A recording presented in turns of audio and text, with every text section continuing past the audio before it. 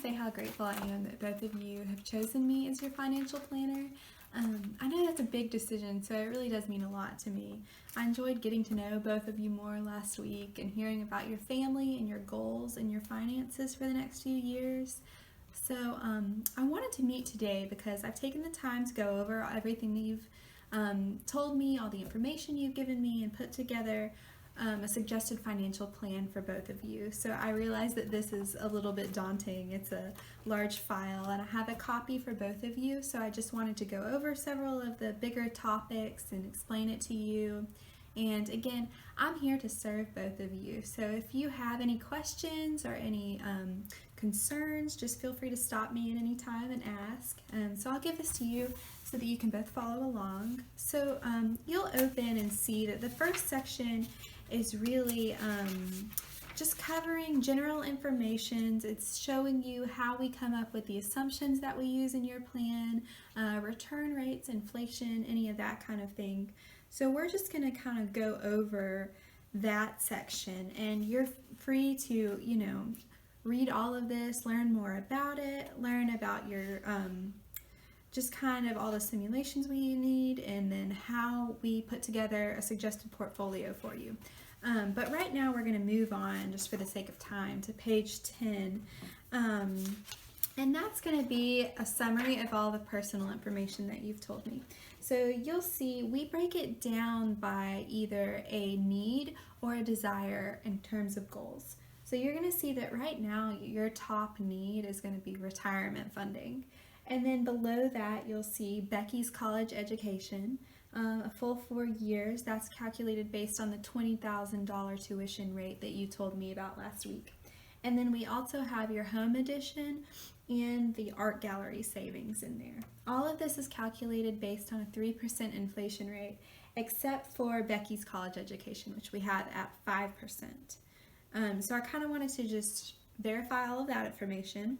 And then also we're going to go ahead to page 12, and this is going to be a summary of all of your current resources.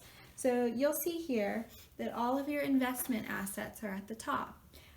These are broken down by goal. So they're showing whether or not this is going to fund retirement or education, or if it's just a general investment that can be used to fund any of your goals. I think most of this information is pretty straightforward. It's going to show you who the owner is, and then also its current value, as well as this section that says additions, this column. This is your annual contributions. And then below you'll see this is all of your other assets that I've been told about. If you continue, there's a restatement on the following page and continuation of your assets. And then at the bottom, this is going to be all of your insurance policies, so your group term, your whole life insurance policies that are shown. And then on the following page, we have a summary of what we think your Social Security benefits will be throughout retirement. And then these are based, on market at that time, as well as what you've been paying in and your age of retirement. So because you desire to retire at age 62, there is going to be a penalty on that because it's early retirement. And then below that, we have a summary of your liabilities, so your home mortgage, your auto, your credit card debt. If you move on to page 16, I do want to go over this with both of you because this is a bigger deal. So this is going to be a risk assessment. So both of you have stated that you want conservative to moderate risk on your portfolio. So this is going to show you what we've put both of you at. So on the bottom, these bars here, we do it on a scale. So I have both of you lower than average risk tolerance. So with that, this is going to be a portfolio that we suggest in terms of where investments are and the allocation of funds. If you continue onto the following page, this you'll see is your current scenario in the center. So you'll see here that it says a 90% probability of success, which is higher than our recommended scenario of 77%, which is actually more in line with where we feel that you need to be. You'll see here, we haven't changed anything in terms of your retirement age, your life expectancy, all of that's still the same, and your needs are still the same.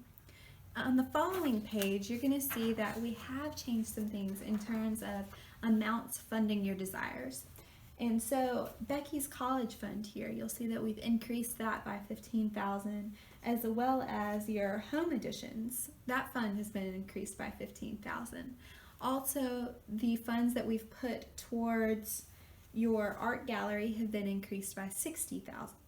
So you're going to see, if you come down one row, your total spending for the life of your plan is actually increasing by 4%. However, if you continue moving down, your portfolio allocation is going to change a bit in terms of what percent is stocks and just the general allocation of funds and investments. There's actually going to be a 10% increase in stocks there. The other change that we've made is in inflation. So your current portfolio is calculated based on a 3% inflation rate. We've actually decreased that down to 2.37%. You'll see that here. This is just what we feel is more in line with where inflation will be at that time. So based on the market and where it's at. So on page 20, which is the following page, you're going to see this is a summary of your net worth. So the green bar is going to be all of your assets. The lighter green is your investment assets. Following is a red bar, that's all of your liabilities. So you can see that those are significantly lower than your assets, so that's great. And then using those numbers, we arrive at your net worth, which is approximately $1,188,073. And you can see all of this information broken down by line item on the right. The other thing that I want to show you right now is going to be on page 22. So as I stated, both of you have said that you want conservative to moderate risk. So I've actually put you in a portfolio that we call the Balanced One portfolio, and it's going to have an average return of 5.85%, which is actually higher than the average return for most conservative portfolios, which is calculated at about 5.4%. The other thing is that normally on a conservative to moderate portfolio, you're going to see a standard deviation of less than 9. So this current one that we're suggesting is going to be about 6.42%. So you're significantly less in terms of standard deviation, however your return is a little bit higher. So that's a great thing to consider, and that's going to help you a lot in reaching your goals. The next section that I want to show you is going to be on page 29, and this is your life insurance. So you'll see on the right is Mia, and on the left is Tyler. So this is at the occurrence of either of your deaths. So on the right, Mia, you're going to see that your life insurance needs are met right now. On the left, this purple bar, Tyler, that's going to be what we think your life insurance needs are. On the right, the green bar is your current life insurance. So the blue is actually going to represent a gap in coverage. So we've outlined several options for you in terms of how you can meet that coverage that you need. So that's going to be several different policies, just additional policies, and those are detailed in the following pages. However, we're not going to go over those right now, but if you have any questions or concerns about them, we can go into more depth at a later time.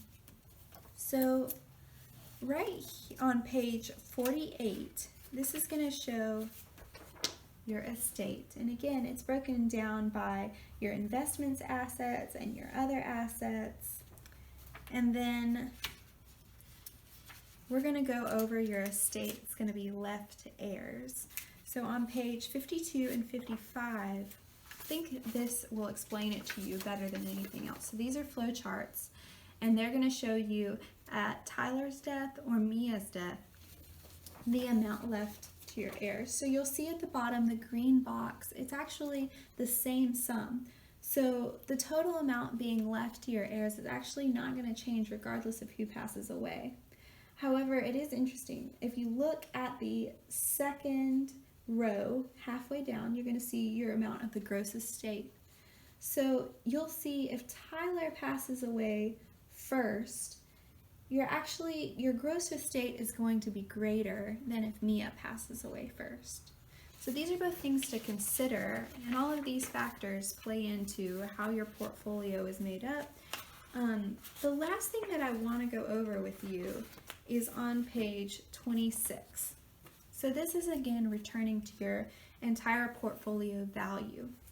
So on the column that says year, this is obviously showing you from today's date moving forward. This is pre-retirement as well as post-retirement years. On the fourth column, you will see the cost of Becky's tuition. So all of those are going to be taken out per year. On the far right, you're going to see this is your total portfolio value. And you'll see that it's continually building until the time of your retirement. Now, because we weren't sure when you wanted to do your home edition and when you wanted to open the art gallery, we went ahead and put those in your first year retirement. You'll see that through these funds, through Becky's education, your funds in your portfolio are continually building, even though these amounts are being taken out. Or, I'm sorry, even though this is being funded, your amount in your portfolio is building. However, from the time of your retirement, you're going to see in the third column, we show the retirement amounts being taken out per year. So from that year moving forward throughout your lifetime, you'll see a depletion of funds in your portfolio, a depletion of value there.